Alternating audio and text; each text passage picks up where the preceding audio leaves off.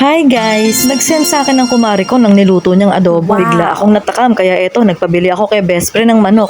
Hinugasan ko muna tong cute na kasirola ko na wala ng tangkay. Naglaga kasi ako ng itlog. Nakalimutan ko malakas pala yung apoy.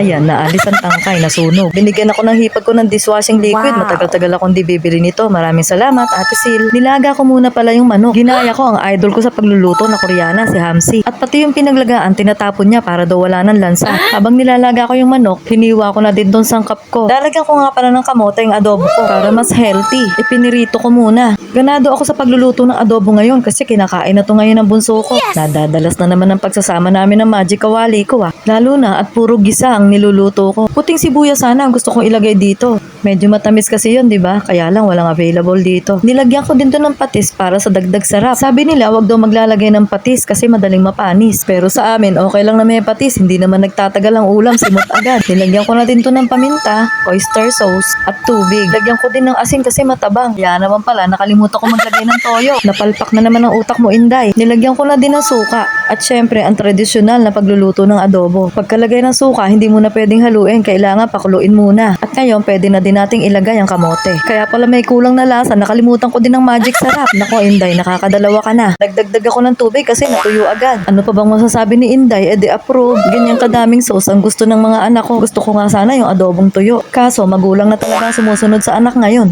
Ready to serve na. Eto na ang version ko ng adobo. Kanina pa ako natatakam dito sa niluluto ko. O ano pa bang hinihintay natin? Kain na tayo. Tingnan nyo naman kumain si Inday. Halatang gutom na gutom na. At tama si Idol Hamsi. Wala ngang lansa. Dapat nga pala talaga itinatapon na lang ang pinaglagaan ng karne. No bashing po Nasa inyo naman po yun kung gusto nyong isama. Ang sarap talaga ng niluto ko. Pangalawang kuha ko na ng kanin niya. See you on my next vlog. Bye!